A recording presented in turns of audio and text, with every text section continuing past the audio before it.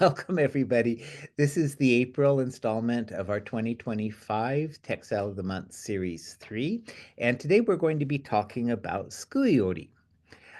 We've been discussing a whole range of textiles the last couple of months, and some of what we'll be touching upon today also harks back to some of the other techniques we've covered in previous years. Sukui-ori is, you can see what she's doing. She's using either a pick or she can also use the shuttle or basically any tool to selectively pick up certain strands, okay? And you can see she has a drawing underneath and she can see that through the warp threads and she's trying to follow that as closely as possible. Some people prefer to work with the face side up. Some prefer to work with the face side down. She's working face side up. So you can see she's picking using the tip. Now, by the way, these are both the shuttle and the comb are things I do have on my website. Otherwise, they're a little bit hard to find. So you can always check that out under the weaving section if you're interested. And then she also has these beautiful gold threads. Down here under her hand at the moment are what are called a temple. The temple is like the shinshi, for those of you who do the dye work with me. It keeps the fabric stretched out side to side so it doesn't start meandering along the selvages. So she'll move those along. They have little needles in the end. She'll move them along as she works. So this term sukui-ori comes from the verb sku, and school means to scoop up. Okay, so in this case, what she's doing is a knitting technique where she'll go ahead and she'll pick up the knots and pull them together as she joins these two seams. So this is also the term skuu or skui is used here. And more commonly, the thing that most children are introduced to early in life is what's called kingyo skui, which we'll see in just a second. Okay, so you can see she's very carefully picking those up with the needle. Now, Kingyōtsukui, okay, which everyone plays in Japan, is children's, sort of like when you go to the fair or the festival. There's a round hoop that has handmade paper stretched across it. And the idea is to scoop up the goldfish until the paper breaks. So it requires a little bit of skill and practice.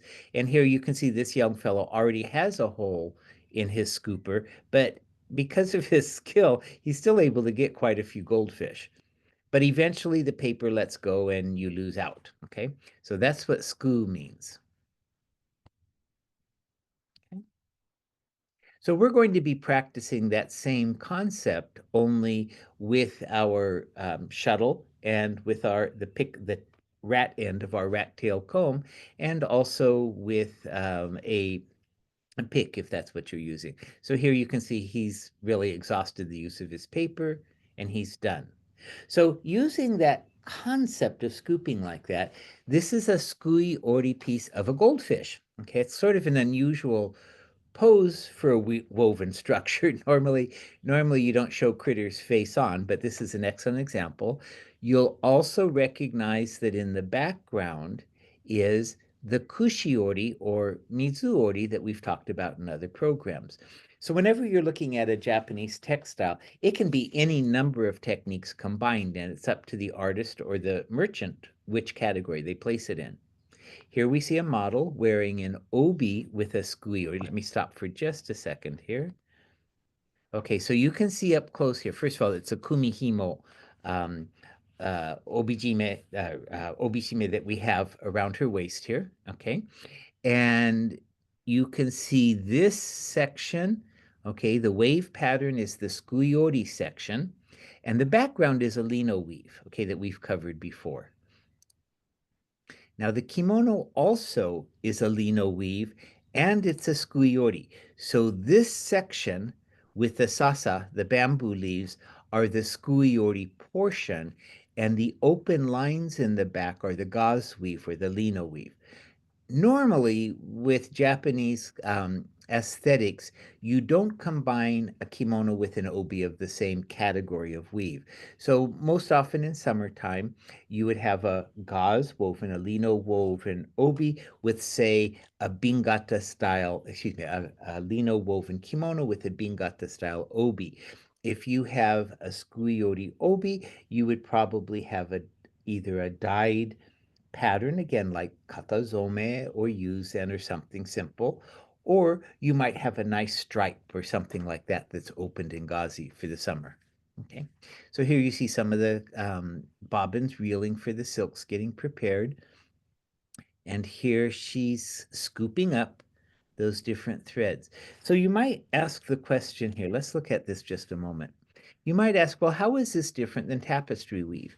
And in English, it is tapestry weave. In Japanese, it's not. Okay, so remember, the terms have different definitions. When you call something tsuzure, which is usually translated as tapestry, we're talking about a very specific weave, which is not this. Tsuzure-ori, which we've covered in the past, refers to a very, very tight, dense, weft-faced tapestry. And remember from our past discussions, it doesn't actually even have to be tapestry. Tsuzure just has to be an incredibly tight, dense, somewhat hard weft face weave. Now you can have min tsuzure, which we've covered before. Min tsuzure has a little bit more of this flavor in terms of being light and open and what we'd call in English tapestry, but min tsuzure usually has the outline woven in and is lightweight. Okay, so when you're talking about Sukui, it could have some of those elements I just described in it, but as a general rule, it tends to be more of a balanced weave, meaning you're seeing roughly equal amounts of the warp in the weft, and it tends to be lightweight, and it tends to not be hard. Okay, so the yarn is just slightly fluffier than you would see in a tsuzure weave. So here are a few examples. Let's stop again for a minute. You see this Kushi-ori in the background. This is not Nami-ori that we covered in a previous month. Nami-ori is using the beater to create very regular wave patterns. This tangled weave, this random wave pattern is made with a comb, so that's Kushi-ori or Mizu-ori, and it's this blue section that is technically the Sukui-ori.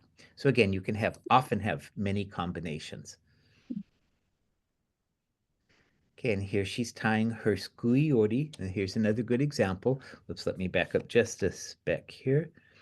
Okay, so it's a little bit hard, I'm sure, for you to see her kimono, but she's wearing this Sukui-ori obi. It looks as though she has a chirimen kimono, the crepe weave kimono, and it looks as though it's dyed with the yuzen process. And you can see through her sleeve here that it's an unlined garment since it's summertime. And again, she has the kumihimo obitai. This gives you a better detail.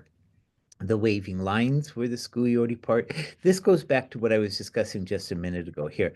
You can see as a general rule, the threads have a little bit more of a raw silk look to them in this case, and it's pretty much a balance between warp and weft. This is very typically Sukui. The entire piece would be considered Sukui-ori, including the more non-tapestry section in the background. There's no lino weave in this particular one.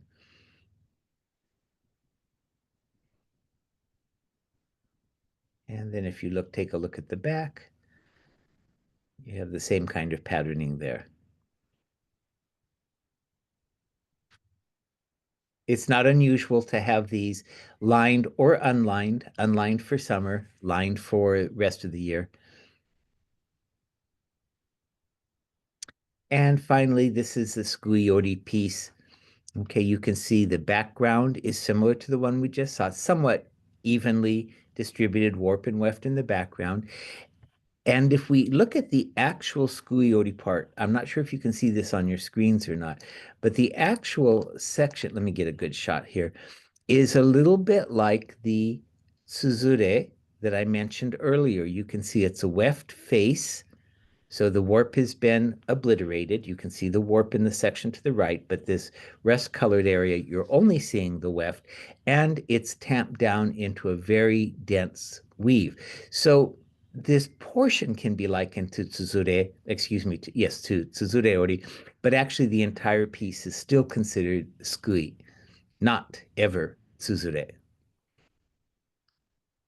So, one of the takeaways I want you to appreciate in doing all of these classes is to make sure that you understand the textile from the Japanese point of view, not from a Western translation.